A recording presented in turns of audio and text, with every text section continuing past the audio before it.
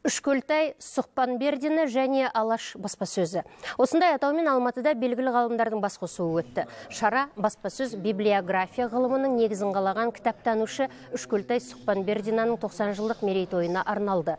Ғалымдардың сөзінше, зерттеуші 20 ғасырдың басындағы Айқап, Алаш, Түркістан уәлаяты сынды қазақ газеттеріне Алаш азаматтарының еңбектерін шығарып, артында асыл мұра қалдырды. Сондай-ақ Үшкөлтай Сұқпанбердіні төте жазумен жазылған эпостық лирикалық жырларды қазақ тіліне аударып, кітап құрастырған. Оннан астам жинағы бар.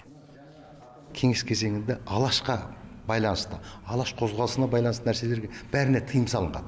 Соған қарамай, бүкіл жаңа Ресейдің мысалы қорларында, сирек қорларында, сол сияқты мысалы Орта Азияда Ташкент, Қазан, сол сияқты қалалардан жинап, сол кездің өзінде жинап алып келген. Алаш қозғалысын дамытушы, солардың ішінде болған кешегі осы академияның негізін қалаған Сәтбаев, Қарсы Сәтбаев, Мұхтар Әуезов, әйтпесе Есмағамбет Смайылов, Әлкей Марғұлан, осы адамдардың бәрі осы жаңағы Үшкөлтай Сұқпанбердінаның еңбегіне тәнті болған.